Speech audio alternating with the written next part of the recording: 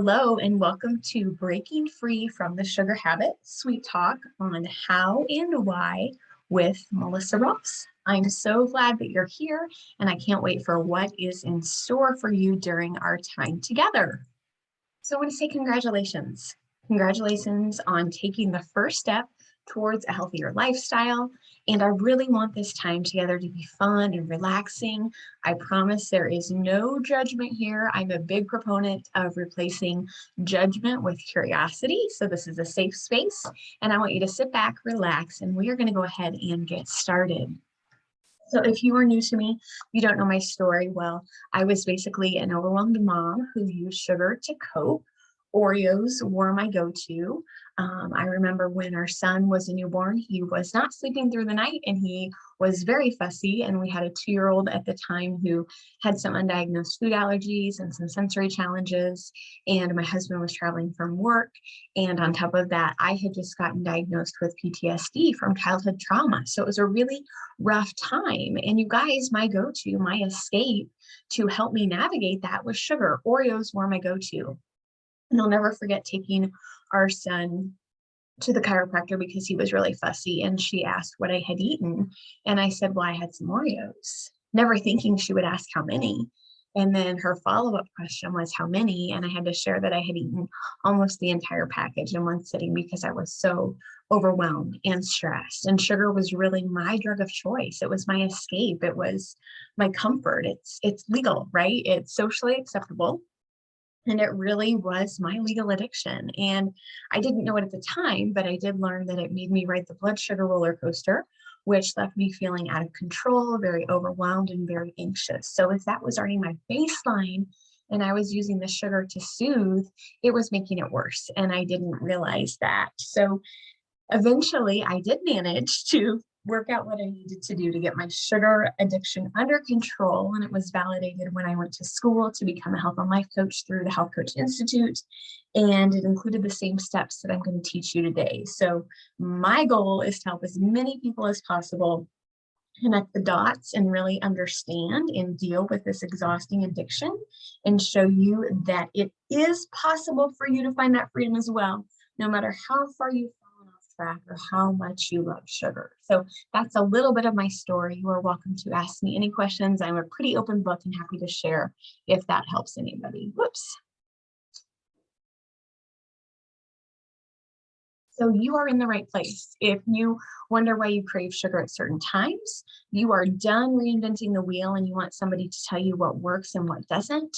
You want to discover what is keeping you stuck so you can get unstuck. And you're ready to finally make the decision to get this sugar and food thing handled so you can allow your best self to shine. That's my heart and my hope for you as well. So today I'm going to show you how to kick the sugar habit without giving up sweetness. I'm really big on not doing deprivation so you can experience your best moods, your best body, and your best life. And we have a limited amount of time together. So I promise you, I'm going to teach you as much as I can. And then before we wrap up, I can tell you how to take it further if you desire. So I'm super excited. So let's talk about the 3 main challenges that most people have when it comes to kicking sugar. And these challenges include wondering why we have sugar cravings in the first place. We wonder why these feelings feel out of control. And we wonder what we can do about it. So let's talk about why sugar becomes a craving for us in the first place. And traditional nutritionists think of food, in terms of calories and grams of fat. But as a health coach, that's really just one way that I look at food. So what I like to do is I like to look at the whole picture. And it's a really cool concept called the polarity of food. And this might be new to you. So let's dive in to what that means. So the polarity of food, basically this concept is based on the idea that everything has 2 polarities or 2 different extremes. So we have hard and soft, noisy and quiet, light and dark, love and fear. Those are some really great examples. So you might wonder, how does this apply to food? What's the connection with this and sugar, right? So first we want to consider that food is simply more than fuel, that it has energetic qualities that are beyond the science and the mechanics of calories, fat grams, that sort of thing, the nutrient values. So a really great example is that leafy greens grow upwards, so they have a lifting energy, whereas your root vegetables like a potato or a squash, those grow deep into the ground, so they're going to have more of a grounding energy. So what does the polarity of food look like, and where does the inherent energetic quality of different foods fall on the spectrum? And how might this polarity of food actually be creating your cravings? Well, it's this concept called expansive bliss and contracted tension. So basically what this looks like is you have foods that are going to help you to feel expansive, and then you have foods that are going to make you feel more contracted. And I have some examples on the next slide. So expansive bliss, these are your alcohol, your caffeine, your sugar, your dairy. They're going to make you feel happy, relaxed, and light. And then on the other end of the spectrum, you have your red meat, your potatoes, your bread, your salt. These are the contracted tension foods, and they're going to make you feel a little bit more grounded, maybe a little bit comfortable, maybe aggressive or moody. And then we have that balancing point in the middle, which are the poultry, the fish, the beans, fruits and nuts, leafy greens and grains, excuse me. So really, what does this have to do with sugar cravings? Well, if life is a system of opposites and your body is always striving to find that balance, that's our body's job. What do you think is going to happen if you have too many of those expansive bliss foods? You're going to crave the contracted foods and vice versa, right? So if you're having too much contracted foods, you're going to crave the expansive bliss foods, the sweet. So if you have something salty like potato chips and you crave something sweet afterwards, this is why. So a lot of people don't realize it, and I didn't realize either until I got started in this work, that a lot of us are unknowingly creating our cravings just by what we eat. So having this knowledge can be really powerful for you going forward. So this can also apply to activities as well. So some expansive activities might include things that really kind of help your body to feel good and relax, like reading a book, a bubble bath, maybe going on a walk with a friend, whatever that looks like for you, right? But then the contractive activities are going to be things like running, working too much, staying up too late, stress. And when you have too many of those contracted activities, you're going to crave the expansive foods because you need to relax. It's your body's way of looking for relaxation and kind of that escape. So this concept doesn't only apply to food, but also to our activities. And ultimately, it's not just about food, but it's also about lifestyle too. So if you've been driving in terrible traffic, or if your toddler is having a meltdown, or you had a really stressful day at work, you're probably going to crave those expansive foods, the sweets, right? Because your craving is your body trying to balance itself out again. So when I work with clients to deconstruct their cravings, we don't only look at the food, we don't really look at the food, we look more at the lifestyle because that's the contributing factor.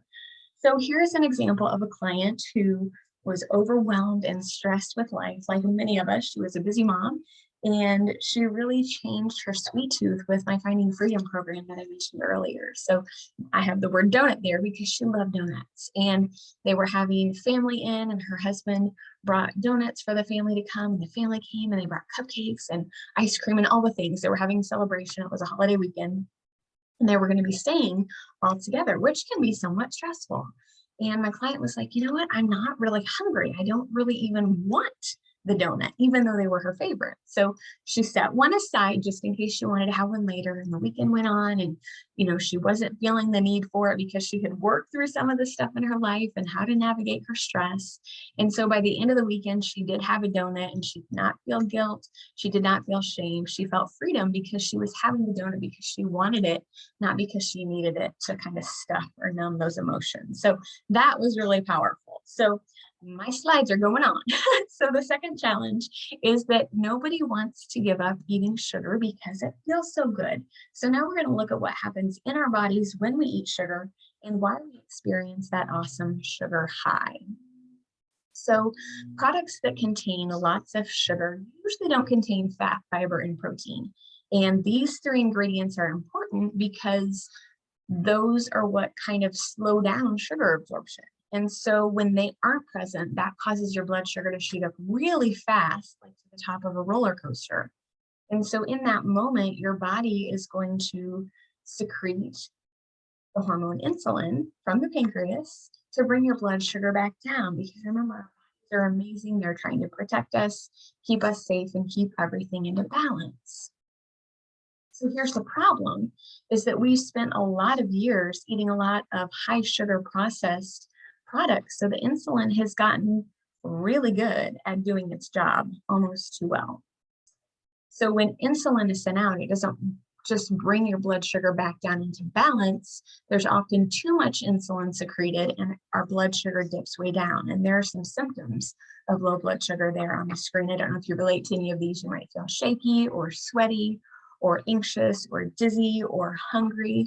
My kids always say I'm hangry, and that's a sign that my blood sugar is low and I need some nourishment.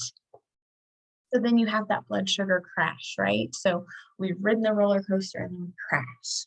And what does our body crave when it's in the middle of that crash is more sugar, right? So what happens next is you are on the blood sugar roller coaster and the cycle continues. And it's one of the reasons we start sugar and we literally can't stop eating it. We crave it because our body is always looking to find that blood sugar balance. And the sugar craving is your body's way of saying it needs something more specific to restore the balance. And let's be honest, the easiest, most convenient thing to grab in the middle of that crash is sugar. And the other thing about sugar is that it alters our biochemical pathways and is ultimately 8 times more addictive than cocaine. Yet it's legal, socially acceptable, thrown out at children at parades. And that releases the reward centers, which create dopamine. So the dopamine levels or the reward centers in our brain are turned on when we eat. And the problem with that is over time, we need to eat more and more sugar to obtain that same level of dopamine release. So if you feel like you're addicted to sugar and you can't stop, not your fault, not your fault at all. And I'm going to show you how you can find freedom from that. And I'm going to give you some tips before we leave today on how you can find that freedom, things you can implement today. So here's the kicker. You keep eating sugar and you stay on the blood sugar roller coaster. You know it affects your mood. It affects our hormones. It can create hormonal imbalances. It causes weight gain, can cause diabetes. And I think we know that this is pretty serious. And I think there's a little more to the story as well. After the hormone insulin is sent out to take excess sugar out of the bloodstream, it has 3 places it can make that sugar. The first is your brain, the second is your blood cells, and then the third are your muscles. And if all 3 of those receptors are full because we've been eating a lot of sugar, that excess sugar is stored as fat. So that's how it affects the weight gain. And I think too, let's talk about the impact sugar has on the liver and how it prevents our body from detoxing. Let's talk about how it suppresses our immune system for up to 5 hours after consumption. Like there are so many reasons to break free from sugar beyond just the weight, right? But if you are looking to lose weight and that's important to you, note that when your body's producing insulin, it can't to bring your when your body's producing insulin to bring your sugar high, to bring it down, it can't produce what's called glucagon. And glucagon is important because that is the hormone that takes fat out of storage to be burned. So that's the other piece of the weight puzzle. But as I mentioned, it's about so much more than just weight. It affects our mood, it affects our hormones, it affects our immune system, it affects our livers, it affects our teeth, it can affect our heart. I recently saw a study on the link between heart problems and sugar. So this is toxic and we really need to find the freedom from it. So here's the other thing is the emotional roller coaster that accompanies the blood sugar roller coaster. I think a lot of people know that sugar is not great for your weight. It's not great for your teeth. It also affects your skin. I'll put that in there. But I think they, we're aware that our blood sugar levels go up and down, but I don't think we realize the emotional impact that has. So you might have sugar, you might feel really great, you're super happy, and then as your blood sugar crashes, the next thing you know, you're screaming at your spouse or your kids, and you're frumpy and you're crabby because it affects our emotions as well. So the third challenge is when you're not happy with an area of your life, like your career, maybe your relationship, your finances, where you live, that sort of thing. Sometimes it's really easier to reach for the sugar than to deal with what's really going on. And I get that. When my kids are being birds, I want to eat sugar too, because it just kind of takes the edge off, or so we think, right? But if you're really not happy with an area of your life, a craving could be a messenger to step into the best version of who you are. And I love that reframe. I think so many times we think cravings are bad, or we think they're negative, or should we should on ourselves. We shouldn't have a craving, or we judge it and say it's bad. But what if we reframed it? And what if we viewed it as a messenger to help us step into the best version of ourselves? That is powerful, my friends. So I know that you didn't just come here for, problems and to hear how bad sugar is. You came here for solutions. So now we're going to shift and we're going to go ahead and look at how to get started on kicking sugar without giving up sweetness. Okay. Even if you haven't done it before. So just know I'm going to go over some things here. There will be a handout that accompanies this. So if you want to take notes, you're welcome to, but don't feel like you have to, because I've got it all typed up for you as well. So here are your solutions to kick cravings. The first one is check your water intake. And the recommendation for water is half of your body weight in ounces. So if you weigh 150, you would want to have 75 ounces of water per day. So this might sound really crazy, but sometimes sweet cravings are a sign of dehydration. So if you have a sugar craving, go ahead and drink some water, let it sit, see if that makes the craving subside. Another thing to note is that caffeine, too much caffeine, can mimic a blood sugar crash. So you might feel really high for a bit, but then you come crashing down. So just something to be mindful of, and make sure you're staying hydrated.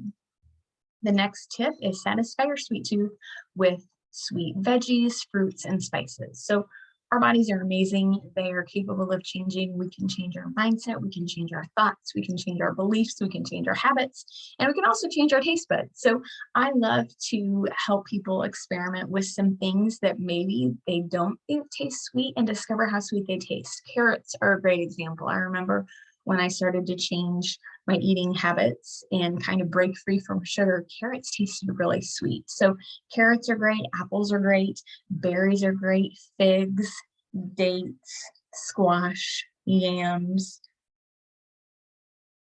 cinnamon is a great spice. Nutmeg is a great spice. So just have fun with it. Play with some different fruits and veggies and spices and see how that works for you. The next thing is sleep. And obviously this can be easier said than done based on season of life, if kids are sleeping through the night and whatnot. But a lot of times we do reach for sugar because we're tired and our bodies need energy. And we think that the sugar will energize us. And it does temporarily, right? But if you're constantly tired, your body's going to look for energy, usually in the form of caffeine or sugar. So maybe try going to bed just a little bit earlier and see if that doesn't make a difference. The big goal would be an hour, but if that feels like too much, maybe try 30 minutes or maybe even 15-minute increments and just work up to that. The next thing that will help you break free from sugar is to check your protein. Here's a really fun fact. Too much animal protein can cause sugar cravings, and too little animal protein can cause sugar cravings. So kind of monitor your intake, see where you're at. Know that I help clients with this. We really kind of find that sweet spot for them because we're all different. What works for one doesn't work for all, but just kind of be aware of how much protein you're eating and how that's impacting your sugar cravings. The fifth thing is sniff out low-fat and fat-free food. Now, if you were like me, and you were a child of the 90s and you grew up on the Snackwell cookies and the Olestra chips, we think that fat is bad because we've been conditioned to believe that. Fat is actually good. Our bodies and our brains need fat because when food manufacturers take the fat out of products, they replace them with sugar. Our bodies need fat. They don't need the sugar. So steer clear of low-fat and fat-free products. The next thing is to move your body. I'm a big proponent of safe movement. This goes back to the concept of expansive and contractive activities as earlier, because when we don't get enough movement, our body's going to look for that relaxation, and it might come in the form of a Snickers bar. So movement is great. It releases stress. It makes you feel great. It makes you look great. So move today. You could even turn on some music and just have a dance party around your house. If you are the type of person who loves dessert after a meal, maybe it's the post-meal ritual that you love. So I would encourage you to find some new post-meal rituals. Maybe it's having some infused water. Maybe it's a cup of tea. Maybe it's going for a walk with your family. Maybe it's playing a game. Maybe it's reading a book. Find something that you can do to replace that idea of a dessert after every meal. So now what do? How do we take this information that's hopefully been useful and served you and apply it to have a lasting transformation? I had a pastor once and he said, application plus information equals transformation. And information minus application equals frustration. And I do not want you to walk away from here frustrated. So let's talk about how you can implement this and really have that transformation to find sugar freedom.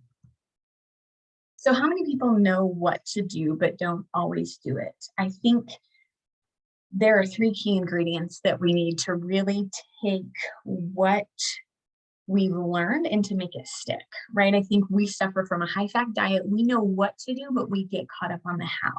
So usually there are 3 key ingredients that help us to not stay stuck and really kind of break out of that pattern, because we might get some information, we might do really well for a while. Think about New Year's resolutions. You know, the gyms are packed January, February, maybe even March, but then come later spring and summer, they've died off, right? Why is that? That's because our motivation fizzles out, we fall off track, and we don't have those 3 key ingredients. So what are those 3 key ingredients? I'm going to tell you in just a minute. I think you know that knowing isn't enough. Knowing doesn't motivate us to action, okay? So again, we've got a lot of theory, we've got that high-fat diet, but we're not putting it into practice. And the reason for that is because we're missing the right system.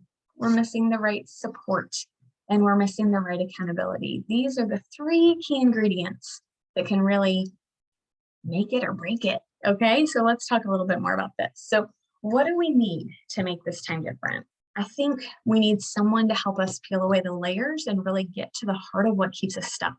Until we deal with that, we're just putting Band-Aids on and we're doing behavior modification. Let's get to the root and let's transform. We need someone to help us take those small steps and discover our personal power and create a sustainable plan of action. What I cannot stand, guys, about so many plans and products on the market today is that they're one size fits all. They're not customized for you, your lifestyle, your season of life, and where you're at. And if it doesn't fit your lifestyle, it's not going to work. Someone to encourage our progress. I don't know about you guys, but I need encouragement. I love encouragement. I love to encourage. I think we need that. We are made for that. And we also need someone to tell us like it is when we make poor choices and speaking the truth in love. And then I think we need somebody to stretch us and hold us accountable. I know when I've got those people surrounding me, I'm more likely to go forward because I have accountability. So this is an invitation for you to a Finding Freedom coffee chat. So we'll discover why you're stuck and how you can get unstuck. And we'll discover a plan of action for you to experience total transformation. Again, it's not one size fits all, right? That doesn't work. So in this session, you'll invest 20 minutes of your time, and I guarantee that you'll walk away with at least one major aha about how to break out of the rut and get into action. The time really can be different. You might just be missing those 3 pieces, right? So I want to introduce you to my client, Michelle. This is what she had to say after we worked together. Melissa is so easy to talk to, and we seem to connect right away. I've always felt supported, encouraged, and that I had someone with resources for anything that came up. There have been so many moments in this journey that were like a switch turned on, and I just think and feel differently about food, myself, and my health. It's truly empowering, and I don't feel stuck anymore. That's freedom, girls. Isn't that exciting? Melissa has helped me discover these tools to keep me calm, the knowledge to know what my body needs, and the confidence to take care of myself, which everyone deserves. And I would echo every busy mom deserves. You cannot pour from an empty cup, ladies. I'm so grateful our paths crossed and that Melissa's guidance and support could help me navigate to a healthier me. She will always be someone I look to for guidance, mentorship, and most importantly, she is a friend. Thank you so much, Melissa. It was awesome to work with Michelle and see the light bulbs go off, to see her have the ahas and to really find that freedom and to walk in that freedom. It was so encouraging. So I'm so thankful that she shared that with us today. So what makes what I do unique in my Finding Freedom program is that we focus on what you get to have rather than what you don't.